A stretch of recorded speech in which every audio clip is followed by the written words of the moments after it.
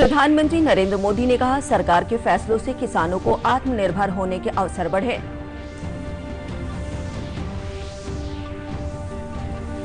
प्रदेश में कोरोना संक्रमितों की संख्या 5,948 हुई।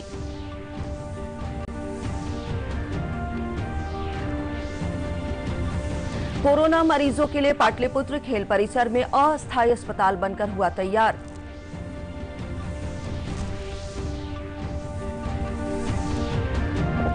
और सरकार ने नेशनल स्कॉलरशिप पोर्टल कॉलेज के विद्यार्थियों को 10-10 हजार रुपए की छात्रवृत्ति देने की खबर को बताया गलत।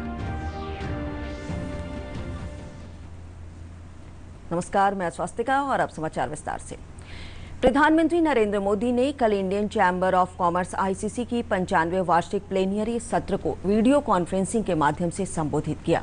अपने संबोधन में कहा कि सरकार के महत्वपूर्ण फैसले से आत्मनिर्भर भारत मिशन अभियान के तहत देश में कई महत्वपूर्ण बदलाव देखने को मिल रहे हैं। श्री मोदी ने कहा कि आधुनिक कृषि तकनीक अपनाकर किसानों को अच्छी उपज प्राप्त हुई है, जिससे उनकी आर्थिक स्थिति पहले से बेहतर हुई है। उन्होंने कहा कि सरकार की नीतियों से आज देश के किसानों को अपने उत्पाद देश में कहीं भी बेचने की आजादी मिल गई है।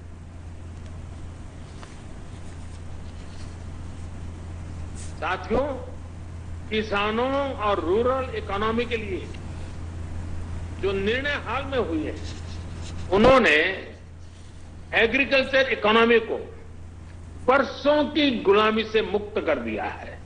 सच्ची आजादी किसानों को मिली है।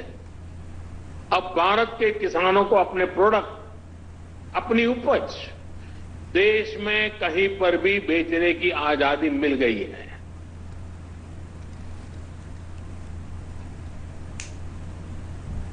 बात करते हैं कोरोना की। प्रदेश में कोरोना संक्रमितों की संख्या बढ़कर 5,948 हो गई है।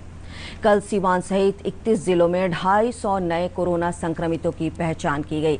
राज्य भर में अब तक 3,086 मरीज संक्रमण मुक्त हो चुके हैं, जबकि कोरोना के अभी 2,686 एक्टिव मरीज हैं। स्वास्थ्य सेवाओं के क्षेत्र में काम करने वाले अंतर्राष्ट्रीय संस्था डॉक्टर्स विदाउट बॉर्डर और बिहार सरकार के संयुक्त प्रयास से कोरोना मरीजों के इलाज के लिए कोविड-19 अस्थायी हॉस्पिटल बनकर तैयार है।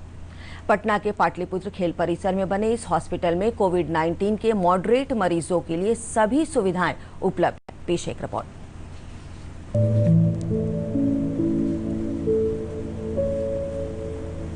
महिला और पुरुष के लिए 100 बेड के इस हॉस्पिटल के संचालन के लिए डॉक्टर, नर्स, मनोचिकित्सक और अन्य स्वास्थ्य कर्मियों को मिलाकर 180 स्टाफ है।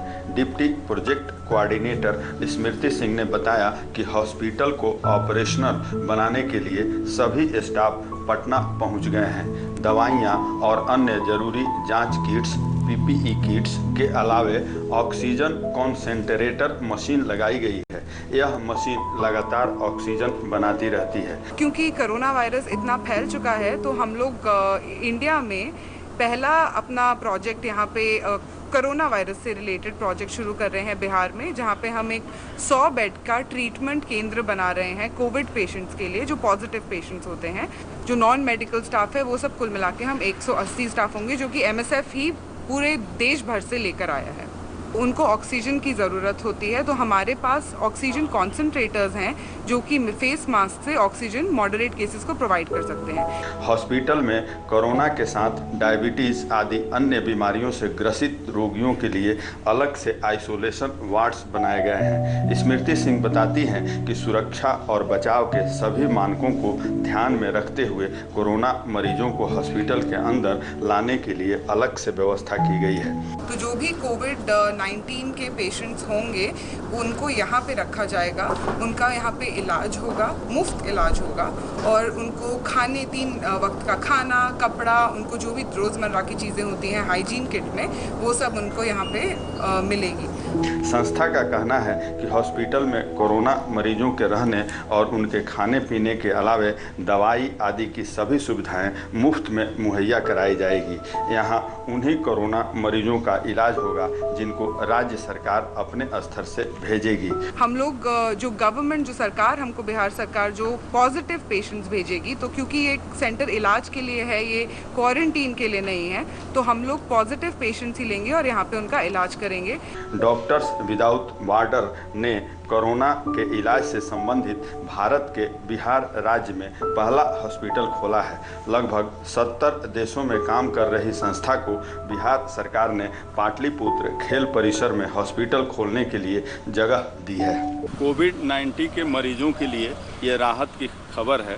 आप हमारे सामने देख रहे हैं, कोरोना के मरीजों के लिए बिहार सरकार ने डॉक्टर्स विदाउट बॉर्डर एक अंतर्राष्ट्रीय संस्था के साथ कोलैबोरेट कर ये हॉस्पिटल का निर्माण किया है। ये अस्थायी हॉस्पिटल है। यहाँ कोरोना के मॉडरेट मरीजों की सारी सुविधाएं उपलब्ध है। कैमरामैन मुकेश के साथ मैं अजय कुमार, दूरदर्शन समाचार, पटना। खबरों में आगे बढ़ते हैं। केंद्र सरकार ने सोशल मीडिया पर आ रही खबरों का खंडन किया है जिनमें दावा किया गया है कि नेशनल स्कॉलरशिप पोर्टल कॉलेज के विद्यार्थियों को 10-10 हज़ार रुपये की छात्रवृत्ति दे रहा है। पत्र सूचना कार्यालय ने ट्वीट कर कहा है कि ये संदेश झूठा और निराधार है। लोगों से अपील की गई है कि ऐसी भ्रामक जानकारी से सतर्क रहें।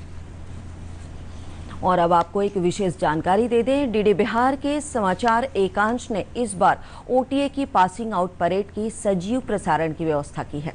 इसे आप हमारे YouTube channel Bihar DD news पर 13 जून की सुबह 5:40 से देख सकते हैं।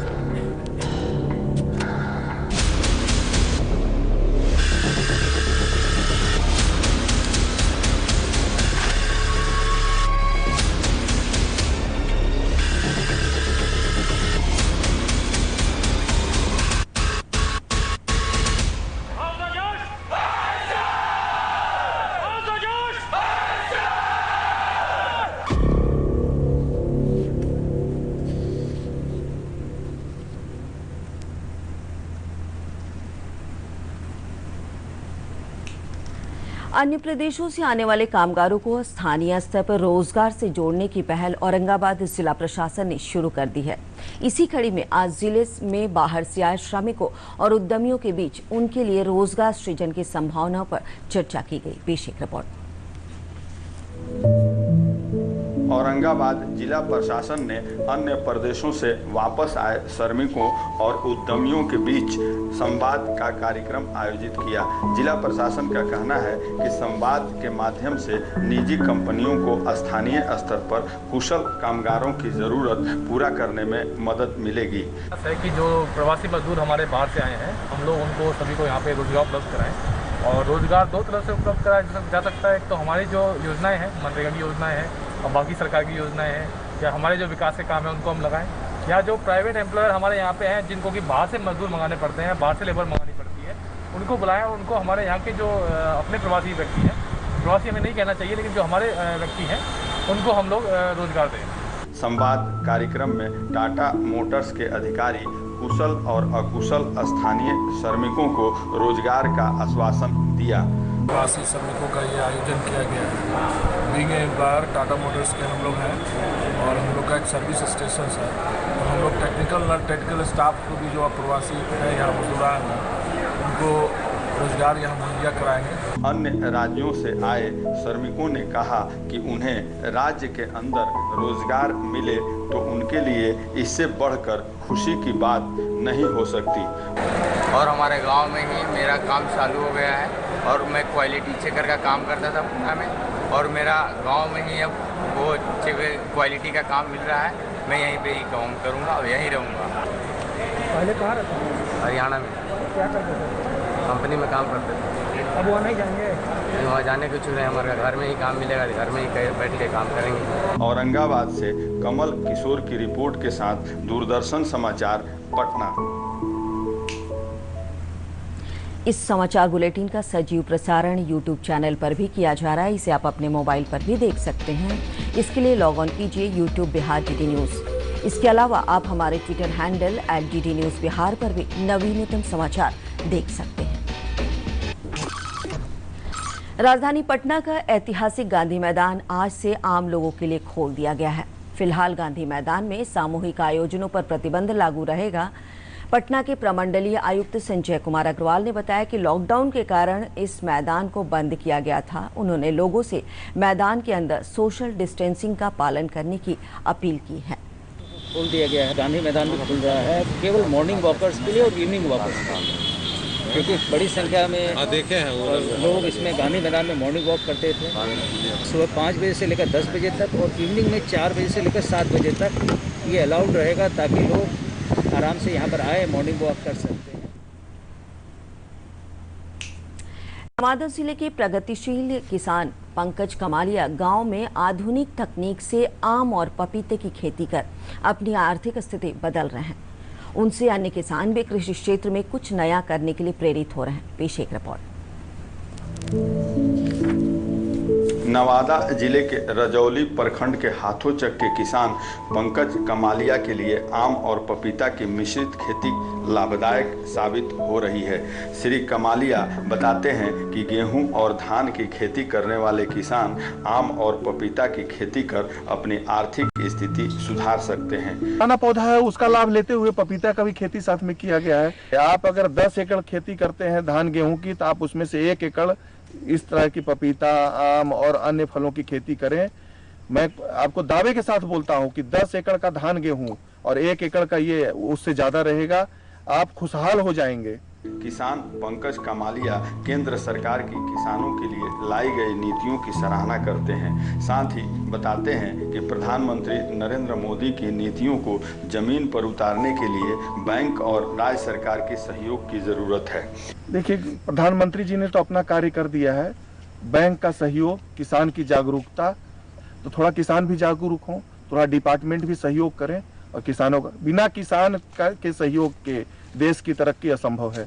जिला उद्यान पदाधिकारी शंभू प्रसाद ने बताया कि सरकार नकदी फसलों की खेती को बढ़ावा दे रही है। उन्होंने बताया कि आम की खेती करने वाले किसानों को उनकी लागत का 50% और पपीते की खेती करने वाले किसानों को उनकी लागत का 75% सरकार अनुदान के रूप में दे रही है। आम पे जो है 1 हेक्टेयर के लिए 1 लाख रुपया लागत उसका निर्धारित है सरकार की ओर से, जिसका 50% सब्सिडी है, अनुदान है, माने 50,000 रुपया। पपीता का खेती का इस जिला में 30 हेक्टेयर का लक्ष्य 19-20 में प्राप्त हुआ था। उसके अगेंस्ट में 23 हेक्टेयर का उपलब्धि हुआ है। पपीता का लागत मूल्य जो है 60,000 रुपया प्रति हेक्टेयर है, जिसपे 75% सरकार अनुदान दे रही है। नवादा से श्याम सुंदर की रिपोर्ट के साथ दूरदर्शन समाचार पटना। अंत में मुख्य समाचार एक बार फिर। प्रधानमंत्री नरेंद्र मोदी ने कहा, सरकार के फैसलों से किसानों को आत्मनिर्भर होने के अवसर बढ़े। प्रदेश में कोरोना संक्रमितों की संख्या 5,948 हुई।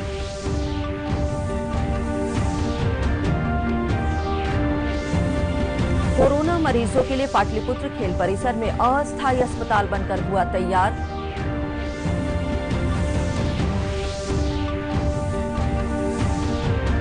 और सरकार ने नेशनल स्कॉलरशिप पोर्टल कॉलेज के विद्यार्थियों को 10-10 हजार रुपए की छात्रवृत्ति देने की खबर को बताया गलत।